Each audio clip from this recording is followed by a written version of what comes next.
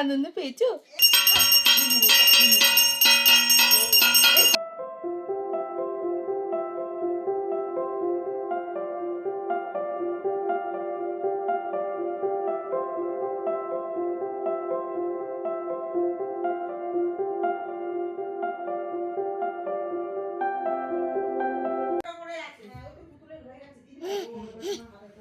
উঠে পড়ো, মাম্মা আছো? আচ্ছা, হ্যাঁ হ্যাঁ, এই তো কাঁদে না। দাও দাও দাও, ওটা ছিঁড়ে নিয়ে মাকে দিচ্ছে। দে দে দে বাবান, দে খাই দে। Hello everyone, good morning. I am Priyanka and welcome back to my channel. আশা করি সবাই ভালো আছো। আজ অনেক দিন পর চলে এলাম একটি নতুন ব্লগ নিয়ে। আসলে এই কয়েকটা দিন শরীরটা একটু খারাপ ছিল, সেই জন্য আর তোমাদের ব্লগ দিতে পারিনি। তো বাবানের এখন মামায়ের কোলে বসে মর্নিং ওয়াক চলছে। আজ সরস্বতী পুজো, আর তোমরা তো জানোই আমি বাপের বাড়ি এসেছি। আমাদের বাড়িতেও সরস্বতী পুজো হয়। আর এখানে দেখো মামুর সানগ্লাস পরে সব কিছু কালারিং দেখতে পেয়ে ভীষণ খুশি হয়েছে বাবান। আর এখানেই চলছে পুজোর জোগাড়। বম্মা এখানে ফলগুলো বানাচ্ছে, আর সমস্ত জোগাড়টা দিদি একাই করছে। আমাকেও দেখতে পাচ্ছ, তবে আমি কিন্তু কিছুই করছি না। বাবানকে একটু কোলে নিয়ে বসেছিলাম, তাই ভাবলাম বসে বসে একটু পঞ্চপ্রদীপের সলতেই বানাই। তাছাড়া ওকে নিয়ে যে কোনো কাজই আমার অসাধ্য হয়ে ওঠে। তো পুজোর জোগাড় মোটামুটি কমপ্লিট। ওদিকে বাবানকে একটু খাইয়ে ঘুম পাড়িয়ে দিয়েছি। একটু সকালেই উঠেছে, চোখে ঘুম ছিল তাই ঘুম পাড়িয়ে দিলাম, না হলে আবার দুপুরের খাবারটা খেতে চাইবে না। এই দেখো মায়ের মুখটা কি মিষ্টি হয়েছে না? ভাইয়ের পছন্দের ঠাকুর, ভীষণ মিষ্টি কিন্তু মুখটা। এখন শুধু পুরোহিত আসার অপেক্ষা। তো এই ফাঁকে আমি লেবু রসটা তৈরি করে নিই। ও তো এখনো ঘুম থেকে ওঠেনি, উঠলেই রসটা খাইয়ে স্নানটা করিয়ে দেবো। মুসম্বি লেবুটা আমি বাবানকে রোজই দিই, রোজ স্নানের আগে একটা বা দুটো লেবু রস করে দিই। আগে কমলা লেবুটাও এর সাথে অল্টারনেট করে দিতাম, কিন্তু ওটা ডাইজেস্ট করতে ওর একটু প্রবলেম হয়, সেই জন্য এখন কমলা লেবুটা বন্ধই রেখেছি। একটু বড় হলে আবার স্টার্ট করব। তো মুসম্বির রস রেডি, চলো একবার দেখে আসি বাবান কি করছে। ও বাবা, এ তো এখনও ঘুমোচ্ছে। আহা গো, মুখটা দেখো, বেঘোরে ঘুমোচ্ছে। আচ্ছা থাক, আর একটু পরেই ডাকবো। আজ দুপুরের খাওয়া দাওয়াটা আমরা সবাই একসাথে করব। তো এখন সেই প্রস্তুতিই চলছে। বৌমা বসে পড়েছে সব কিছু নিয়ে কুটনো কাটতে। দুপুরের মেনুতে আছে খিচুড়ি, সাথে আর কি হয় দেখা যাক। আজ তো সরস্বতী পুজো, আর সরস্বতী পুজো মানেই হলুদ মাখা, তাই একটু হলুদ বেটে নেব বাবানের জন্যে। ওর তো এবার প্রথম সরস্বতী পুজো। এখন তো ঠান্ডা অনেকটাই কমে গেছে, তবে আমাদের সময় আমরা যখন ছোট ছিলাম তখন কিন্তু এই সরস্বতী পুজোর সময়টা বেশ ভালো ঠান্ডা থাকতো। আর এই ঠান্ডার মধ্যে সকালবেলা মা জোর করে ঘুম থেকে তুলে সারা গায়ে হাতে পায়ে হলুদ মাখিয়ে স্নান করিয়ে দিত। সে যে কী কষ্টদায়ক ছিল। তারপর একটা সুন্দর শাড়ি পরে সেজে গুজে বন্ধুদের সাথে ঘুরতে বেরোনো, সেই দিনগুলো যে কী মজার ছিল। আমার এখনও মনে আছে, তখন হয়তো আমি ক্লাস 5-6-এ পড়ি। সেবার মা আমাকে ঘুরতে যাওয়ার সময় 20টা টাকা হাতে দিয়ে বলেছিল, নে কিছু কিনে খাস। আমি সেই 20 টাকা পেয়ে যে এত আনন্দ পেয়েছিলাম, আসলে তখন তো 2-1 টাকারও অনেক মূল্য ছিল। তা সেই 20 টাকাটা ব্যাগে করে নিয়ে আমি সারাদিন ঘুরেছিলাম, তবে 1 টাকাও সেখান থেকে খরচ করিনি। যেভাবে নিয়ে গেছিলাম আবার সেভাবেই নিয়ে এসে জমিয়ে রেখেছিলাম। জমানোটা বরাবরই আমার স্বভাব, বাবা 2 টাকা দিলে সেটাকেও আগে জমিয়ে রাখতাম। তো যাই হোক, আমার হলুদ বাটা কমপ্লিট। যাই এবারে বাবানকে তুলে দিই, না হলে আবার স্নান করা তো লেট হয়ে যাবে। এমনি ওয়েদারটা চেঞ্জ হচ্ছে, আর ও ঠান্ডা লাগার ভয় তো আমার সবসময় লেগেই থাকে। এদিকে বম্মার কোটাকুটিও প্রায় হয়ে এসেছে। এই যে খিচুড়ির জন্য আলু কুমড়ো সমস্ত কিছু কেটে রাখা, আর সাথে হচ্ছে বাঁধাকপি। এই যে এই কুর্তিটা মা আমার জন্য কিনে রেখেছিল আজ পরবো বলে। আর এই যে বাবানের ড্রেস, এটা আমি আমাদের ওখান থেকেই কিনে এনেছি। দাঁড়াও খুলে দেখাচ্ছি। এই যে বাবানকে দেখো এখনও ঘুমোচ্ছে না, এবার ডেকে দিই, দাঁড়াও। ও তো মা, ঠিক ঘামিয়ে গেছি তো পাপাটা, আমি গেছি তো। ও তো মা, ওঠো ওঠো ওঠো, পুজো হচ্ছে তুমি দেখবে না? মা পুজো হচ্ছে, চলো চলো চলো, পাঞ্জাবি পরতে হবে।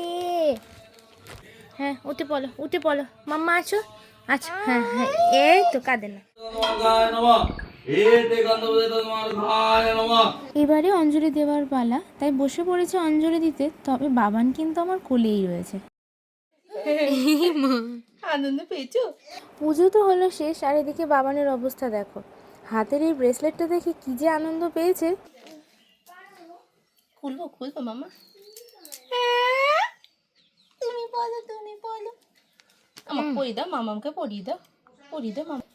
আচ্ছা নেবো না একটু। আচ্ছা যাও, কে কইবে মামা লুকিয়ে রেখেছি? লুকিয়ে রেখেছো কেন? লুকিয়ে রেখেছো? একটুখানি আসো। আচ্ছা। বকছিস কেন? একটা মনি এসেছে আমাদের বাড়ি অঞ্জলি দিতে, তো তার হাত থেকে এটা খুলে নেওয়া হয়েছে। এই রে, এর আয় মনে হচ্ছে এখানেই শেষ। তো ঠাকুরের প্রসাদ খেয়ে উপোস ভেঙে বসে পড়েছি সকালের খাবার নিয়ে। সকালে মা বানিয়ে দিয়েছিল পরোটা আর বেগুন ভাজা। এখন ওনার বায়না হচ্ছে সবাই খাচ্ছে, কিন্তু আমায় কেন দিচ্ছে না? অনেকক্ষণ ধরে চেষ্টার পর যখন দেখলো মায়ের কাছ থেকে তো পাওয়া যাবে না, তাই এবার মামামের কাছে ছুটেছে। দেখো এমন ভাব করছে যেন কত খেয়ে নিল, আদতেও মুখে কিন্তু কিছুই যায়নি। এক্ষুনি নিজের খাবারটা সামনে দাও না, দেখো একেবারে উল্টো দিকে পালাবে। নিজে খেয়ে নি। দাও মামা দাও, মামামকে দাও। হ্যাঁ পেয়েছো পেয়েছো। মাকে দিয়ে কাকিমা সবার থেকে সকলের মাকে দিয়ে দেবে গো। দাও দাও দাও। ওটা ছিঁড়ে নিয়ে মাকে দিচ্ছে। দে দে দে বাবান দে, খাই দে দে। হা যাই এবারে স্নানটা করিয়ে দিই, অনেকক্ষণ আগে তেলটা মাখিয়ে রেখেছিলাম। আর জানো তো বাবানকে না আজ হলুদ মাখানো যাবে না। মা বললো আজ ওর জন্মবার, তাই হলুদ ছোঁয়াতে নেই। শুনেই মনটা খারাপ হয়ে গেল। ভেবেছিলাম প্রথম সরস্বতী পুজো একটু হলুদ মেখে স্নান করবে, কি আর করা যাবে, দেখা যাক সামনের বছর কি হয়। তা আমাদের সকালের খাওয়া দাওয়া কমপ্লিট, এবারে বাবানের খাবার তৈরি হচ্ছে। দেখো ছুটে এসে টমেটো ঝুড়ি থেকে একটা টমেটো তুলে নিই, সেটা নিয়ে পর্যবেক্ষণ। দেখো কাকে স্নান করাবো, একেবারে টমেটোর ঝুড়িটা নিয়েছে, সেটাকে উল্টে ওগুলোকে বল ভেবে খেলতে শুরু করে দিয়েছে। এই যে স্যার একেবারে সেজে গুজে রেডি, আর আমাকে দেখো দরজার পিছন থেকে লুকিয়ে লুকিয়ে দেখতে হচ্ছে। আমাকে দেখলে আর থাকবে না, ওই দেখো দেখেই ফেললো।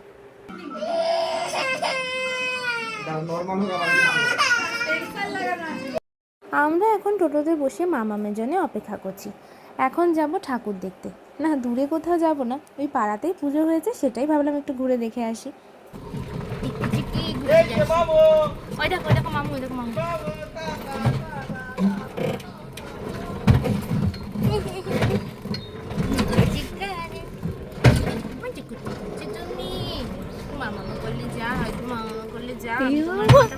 ধরতে ছোন নাকি? মন্দিরের বারান্দাটা বসিয়ে করা পড়ে। হ্যাঁ হ্যাঁ তাই তা, বাই বাই বাই বাই করো, বাই বাই বাই বাই।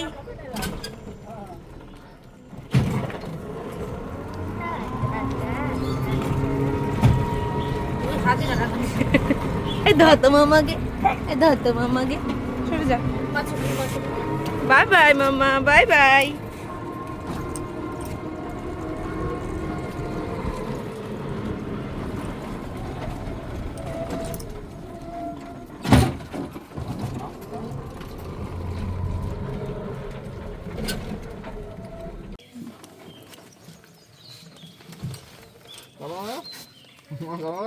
এই যে আমাদের পাড়ার মন্দিরটা, যারা আমার দুর্গাপুজোর ব্লগগুলো দেখেছো তারা তো এর আগেও মন্দিরটা দেখেছো, সেখানেই সরস্বতী পুজো হয়েছে।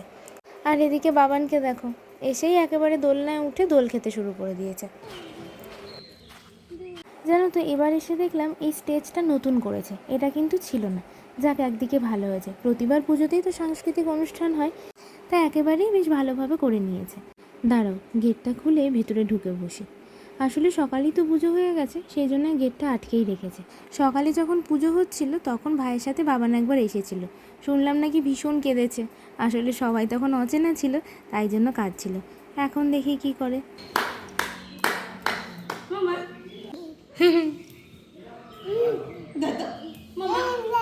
এই রে মামা বলো, মামা বলো, ফস করে হাতটা ফেলে দিলে ঠেকাতে পারবি না, খুব মজা করবে। তো আমাদের ঠাকুর দেখা কমপ্লিট, মন্দিরের ভিতর বাবানের কয়েকটা ছবি তুললাম। এবার বাড়ির দিকে রওনা দেবো। এখানে আসার পর দেখছি এরা বাবানের বেশ ভালো বন্ধু হয়েছে।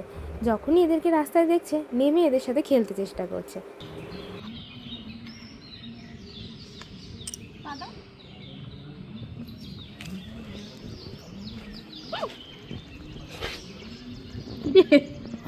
বাড়ি চলে এসেছি, মা অনেকক্ষণ ধরেই খেতে ডাকছিল, আর বাবানকে তো যাওয়ার সময় খাইয়েই নিয়ে গেছিলাম। এই যে বাবা কাকারা সবাই খেতে বসে পড়েছে, তবে আমাদেরকে অনেকক্ষণ ধরেই ডাকাডাকি করছে। যাক ভালো হয়েছে, ওরা খেয়ে উঠুক তারপরেই আমরা বসবো। এই যে বড় বউ একটা পাঁপড় দিয়েছে, এখন সেটাকে উল্টে পাল্টে ভালোভাবে দেখছি এটা খায় না মাথায় দেয়।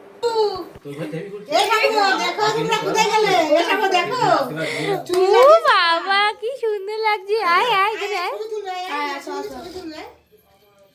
ওরে মা, এটা এত বড় চুল কি করে হলো একদিনে? ওই চুলটা লাগিয়ে তো ফাইনালি বসে পড়লাম খেতে। দুপুরের মেনু তো তোমরা জানোই, খিচুড়ি, আর সাথে রয়েছে মটরশুঁটি দিয়ে বাঁধাকপি, বেগুনি, চাটনি, পাঁপড়, মিষ্টি। ওদিকে বাবানও ঘুমিয়ে পড়েছে, আমিও ভাবছি খেয়ে দিয়ে একটু রেস্ট নিয়ে নেবো। এখন বাজে সন্ধে 6টা। মায়ের ছেলেতে একটা টানা ঘুম দিয়ে উঠলাম। আর এদিকে বাবানকে দেখো, বিস্কুটটা হাতে পেয়ে কী যে আনন্দ পেয়েছে। শুধুমাত্র নিজের খাবার বাদ দিয়ে যে কোনো খাবারই ওর ভীষণ পছন্দের। দেখো বিস্কুটটা পেয়ে যেন কত আনন্দ পেয়েছে। এক্ষুনি যখন খাওয়াতে নিয়েছিলাম, কী যে যুদ্ধ হলো সে আর বলার কথা নয়। রোজই যখনই খাওয়াতে যাই 3-4 বেলা করে প্রতিবারই এই যুদ্ধ চলে আমার।